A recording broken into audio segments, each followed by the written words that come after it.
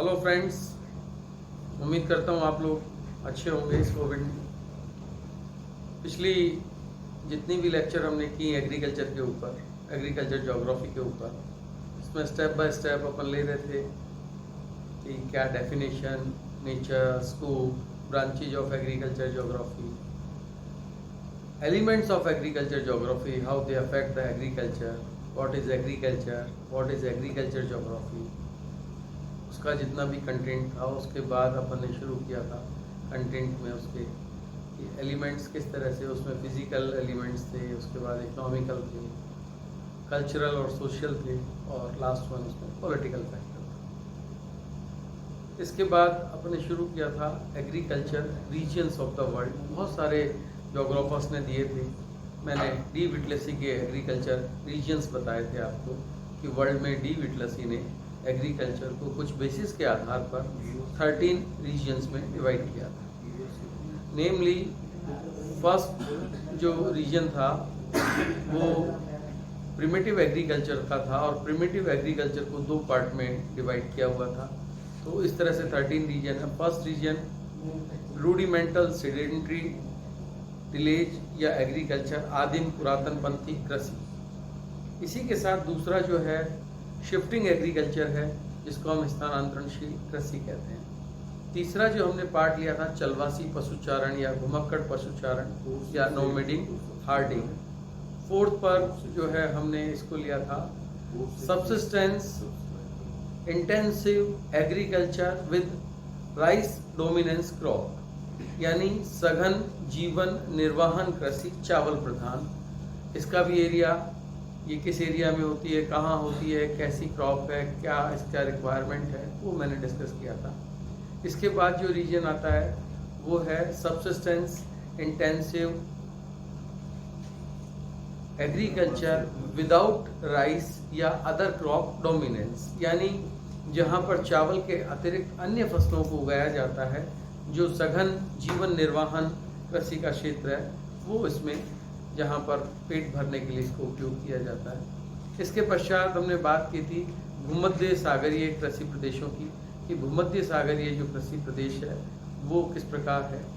तो भूमध्य सागर के आसपास का जो क्षेत्र है, या इस तरह की जो जलवायु जो 30 से 45 डिग्री महाद्वीपों के पश्चिमी भागों में 30 से 45 अक्षांशों के बीच में जो पाई जाती है, और इस तरह के क्षेत्र भी मैंने आपको बताए थे कि अमेरिका का जो कैलिफोर्निया वैली या घाटी है, सेंट्रल चिली है, केप रीजन ऑफ अफ्रीका है, और इसके अलावा साउथ वेस्ट ऑस्ट्रेलिया है। इसके बाद जो इसमें जो क्रॉप थी उसका मेन मैंने बताया था सिट्रस फ्रूट्स है।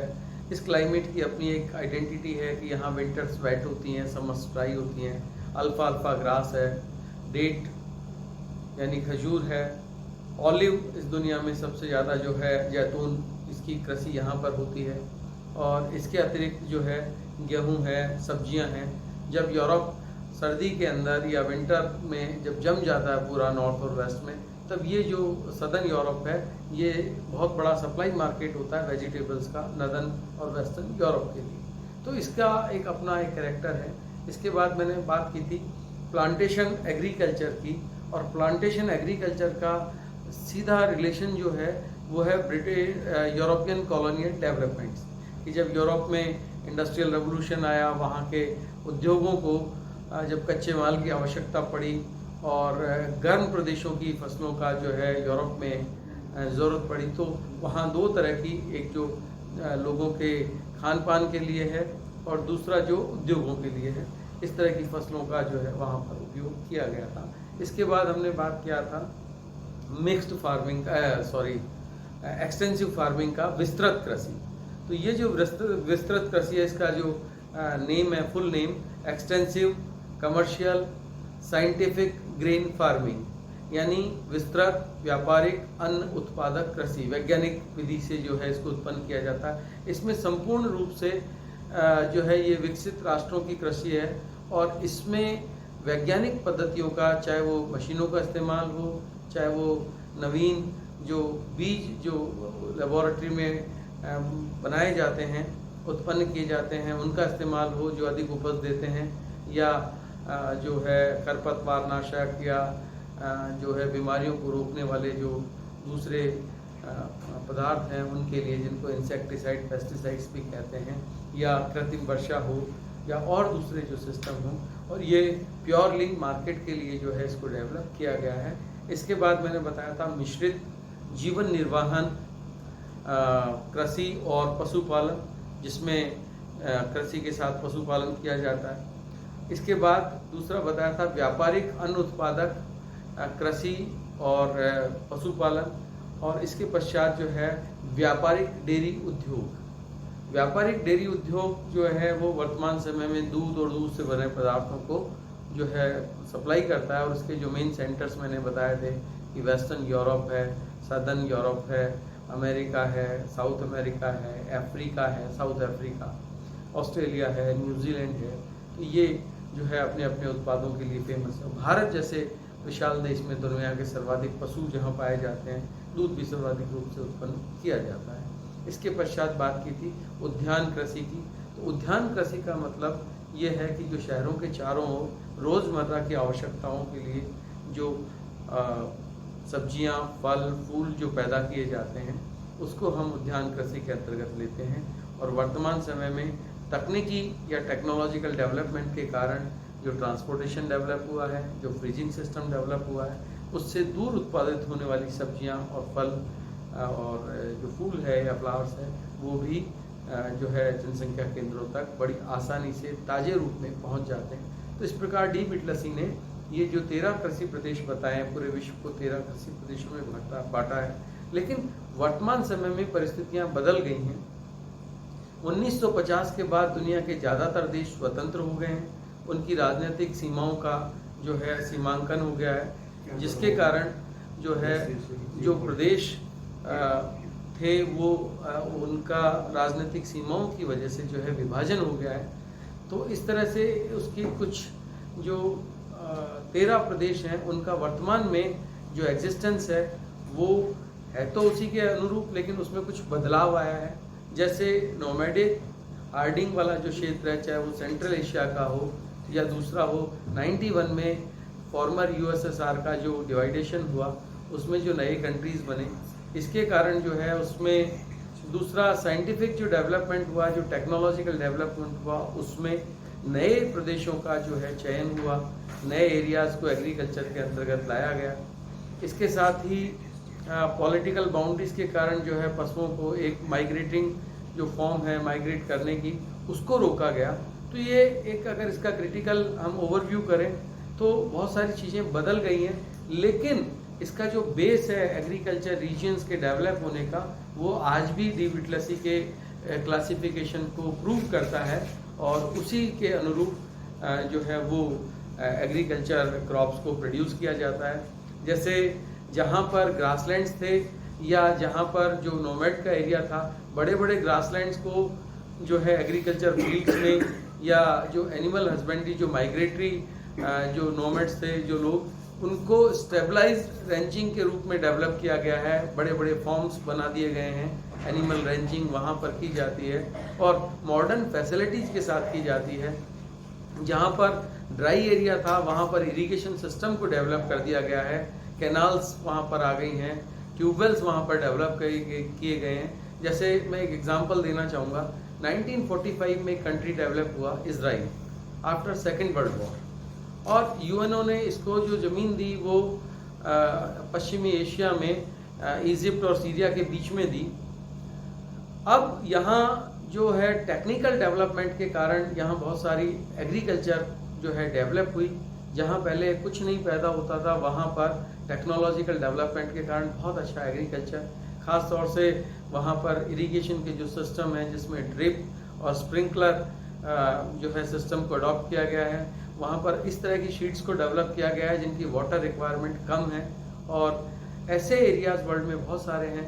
इसी तरह से सेंट्रल एशियन कंट्रीज़ में, जहाँ अगर मैं कजाकिस्तान, उज्बेकिस्तान की बात करूँ तो उसमें जो है जहाँ नोमैड का एरिया था वहाँ पर आज पॉलिटिकल बाउंड्रीज बनने के बाद उज्बेकिस्तान और कजाकिस्तान में भरपूर मात्रा में जो है कपास पैदा की जाती है, कॉटन प्रोड्यूस किया जाता है। इसी तरह से सदर्न यूरोप में अगर हम देखें तो ग्रेप का जो एरिया है वो काफ़ी एक्सपेंड कर गया है।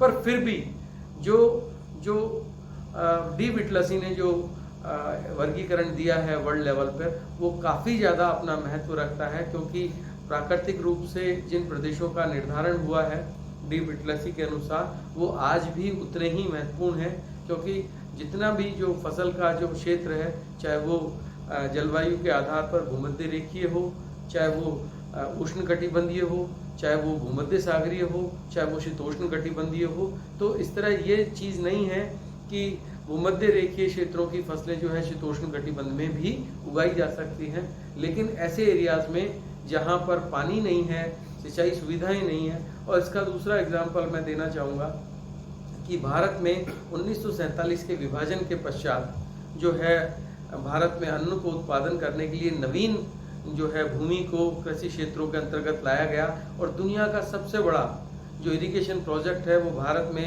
राजस्थान कैनाल और बाद में इंदिरा गांधी नहर परियोजना के नाम से बनाया गया था, जो पंजाब और राजस्थान में है। और इसका संपूर्ण जो इरिगेशन का जो फैसिलिटी है वो राजस्थान के लिए है, मल्टीपर्पज़ प्रोजेक्ट है। और थार डेजर्ट जो बिल्कुल एक थोड़ी बहुत मानसून पीरियड में क्रॉप प्रोड्यूस करता था, आज एक बहुत बड़े लगभग 13 लाख हेक्टेयर से ज़्यादा एरिया में वहाँ पर एग्रीकल्चर प्रोड्यूस किया जा रहा है। बहुत सारी क्रॉप्स वहाँ प्रोड्यूस होती हैं, और जो है पूरा क्षेत्र जो है अब कृषि के अंतर्गत आ चुका है। इसके पीछे एक ही कारण था, वो था सिंचाई। इसी प्रकार अमेरिका में जो है नए क्षेत्रों को लाया गया। तो और अगर आप देखें, टेक्नोलॉजी ने उच्च अक्षांशों में और ऊंचे स्थलों पर जो है ग्लास हाउस बना करके या दूसरे अन्य माध्यम से जो है तापमान में बढ़ोतरी करके, और वहाँ पर भी ये अपने जितना सर्वाइवल है उसके लायक जो है अपना क्रॉप को प्रोड्यूस करते हैं। तो ऐसा नहीं है कि डी विटलसी का जो मेन जो क्लासिफिकेशन है वो बदल गया है, लेकिन वर्तमान समय में तकनीकी प्रगति ने, वैज्ञानिक प्रगति ने जो है फसलों को उगाने की प्रोसेस को, या आज ऐसी बीजों का विकास हो गया है जिनको बहुत कम पानी की आवश्यकता होती है, या जो बहुत अत्यधिक आर्द्र क्षेत्र में पैदा की जा सकती हैं, जो अधिक पानी को उपयोग कर सकती हैं। वातावरण के अनुसार जो है उनको उत्पन्न किया जा रहा है कि किस वातावरण में वो किस तरह से उग सकती हैं। तो विटलसी के अनुसार उसकी जो 13 प्रदेशों की जो संकल्पना थी, जिसका जो विभाजन था, उसमें आलोचना करने जैसा नहीं है कि वो बिल्कुल ही उस समय के अनुसार थे और आज बदल गए हैं। लेकिन देखने वाली बात यह है कि जिस तरह से वैज्ञानिक रूप से प्रगति हो रही है, उस तरह से कई ऐसे क्षेत्र हैं जो कृषि के अंतर्गत नहीं भी हैं। आज नवीन क्षेत्रों में जहाँ जनसंख्या का दबाव बढ़ता है, जंगलों को साफ करके नई खेती के लिए ज़मीन प्राप्त की जाती है। भारत जैसे देश में जब विभाजन के बाद खेती की ज़मीन बांग्लादेश में या पाकिस्तान में चली गई, तो अत्यधिक नवीन जो है कृषि भूमि का इस्तेमाल किया गया फसलों को उगाने के लिए। और इस तरह से जलवायु के आधार पर भी, कुछ सिंचित क्षेत्रों के आधार पर भी कुछ और जो कारण रहे हैं जिसमें वैज्ञानिक और तकनीकी जो प्रगति रही, ऐसे क्षेत्रों में जो कृषि योग्य नहीं थे, जैसे आज बहुत सारे क्षेत्र ऐसे हैं जहां पहाड़ी ढालों पर कृषि की जाती है जो पहले नहीं थी। तो उसके पीछे जो कारण है वो वैज्ञानिक है, वो तकनीकी प्रगति है।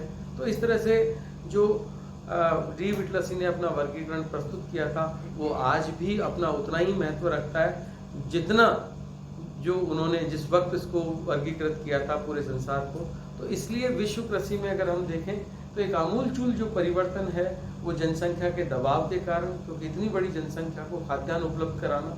दूसरी बात कि पशुपालन के अंदर तेजी से वृद्धि करना ताकि वो मनुष्य की अन्य आवश्यकताओं को पूरा कर सके। तीसरा, जलवायु क्षेत्रों के अंतर्गत तकनीकी प्रगति के साथ, जैसे ड्राई एरिया में पानी पहुंचाना दूर से नहरों के माध्यम से, या कृत्रिम वर्षा करवाना, या ऐसी फसलों का विकास करना जो शुष्क क्षेत्रों में पैदा हो सकती हैं। तो आज भी ये जो वर्गीकरण है अपना उतना ही महत्व रखता है जितना अपने निर्माण के समय था। लेकिन वर्तमान परिस्थितियों में जो है वैज्ञानिक प्रगति के कारण, जनसंख्या की वृद्धि के कारण, राजनीतिक सीमाओं के निर्धारण के कारण जो है इसमें कुछ बदलाव हुए हैं। और ऐसे बदलाव के बाद भी ये जो है वर्गीकरण आज भी अपना उतना ही महत्व रखता है। तो इस तरह से आपने देखा कि विटलसी ने पूरे संसार में जो कृषि प्रचलित है उसको 13 भागों में विभाजित किया। बहुत सारी बात अगर आप देखें कि जिस वक्त अफ्रीका या दक्षिण पूर्वी एशिया या सेंट्रल अमेरिका या दक्षिणी अमेरिका में जो आदिवासी समुदाय जो कृषि करता था वो आज सभ्य समाज की ओर अग्रसर हो रहा है और वहाँ भी कृषि का जो स्वरूप है बदल गया है। स्थानांतरण कृषि का जो स्वरूप था उसको जो है राजनीतिक सीमाओं ने, वर्तमान में जो सभ्य समाज है उसने इसको रोका है। लेकिन फिर भी जहाँ कभी इन जातियों का एग्जिस्टेंस है वहाँ वो इनको प्रचलन में लाती हैं। जैसे आज भी अफ्रीका के ईस्टर्न साइड में जो मसाई जनजाति मिलती है वो आज भी प्राचीन तरीके से कृषि करती है, मॉडर्न कोई उसका यूज़ नहीं होता। इसी तरह से राजस्थान की अगर मैं बात करूं भारत में, तो यहाँ जो भील समुदाय जो शिफ्टिंग एग्रीकल्चर से जुड़ा हुआ था जिसका नाम वालरा था वो लगभग बंद हो चुकी है और जो है सरकार के माध्यम से यहाँ आधुनिक कृषि की जा रही है। ऐसे समाजों को सभ्य बनाया जा रहा है, मुख्य धारा से जोड़ा जा रहा है। लेकिन भारत में आज भी नॉर्थ ईस्ट में अगर हम देखें, खास तौर से नागालैंड, मिजोरम, इन क्षेत्रों में आज भी शिफ्टिंग एग्रीकल्चर होती है। रात को वहाँ फॉरेस्ट फायर करते हैं, नई ज़मीन प्राप्त करते हैं और ये आज भी अपने प्राचीन तरीके से इस तरह की कृषि को वहाँ पर झूम कृषि या झूमिंग सिस्टम कहते हैं। इसी तरह से अगर हम नोमैड्स का एरिया देखें तो वो आज भी है। आज भी लोग घुमक्कड़ पशु चारण में हैं और अपने पशुओं के साथ अपनी आजीविका को संपूर्ण रूप से जो है निर्वाह करते हैं। तो इस प्रकार आज भी ये नहीं है कि पूरा संसार जो है एक आधुनिक तरीके से खेती कर रहा है, लेकिन फिर भी ज़्यादातर संसार के भागों में जो खेती हो रही है वर्तमान समय में वो वैज्ञानिक और तकनीकी आधार पर की जा रही है ताकि वो बढ़ती हुई जनसंख्या का संपूर्ण रूप से जो आवश्यकताएं हैं उसको पूरा कर सकें। तो इस प्रकार जो डी विटलसी का वर्गीकरण है इसमें आलोचनात्मक इसका अगर हम परीक्षण करें तो ऐसा कुछ नहीं है, लेकिन प्रगति के साथ, वैज्ञानिक प्रगति के साथ, राजनीतिक सीमाओं के साथ, बदलते पर्यावरण के साथ कृषि में बदलाव आया है और इस बदलाव के बावजूद भी ये वर्गीकरण अपना उतना ही महत्व रखता है जितना पहले रखता था। उम्मीद करता हूँ आपको अच्छे से ये समझ में आ गया होगा और नेक्स्ट क्लास में जब हम बात करेंगे डिटेल में तो इसके एक एक जो वर्गीकरण का जो एक एक इसका प्रदेश है उसके ऊपर बात करेंगे। अगर आपको इसमें कोई डाउट लगता है तो आप अपने क्वेश्चन व्हाट्सएप पे रेज कर सकते हैं। और इसके साथ ही जो दूसरी चीज़ें हैं उसमें किस प्रकार विश्व कृषि को कितने भागों में बांटा गया था, तो जैसे मैंने पहले भी बताया था उसको अगले लेक्चर पे हम चर्चा करके बताएंगे। Thanks to all.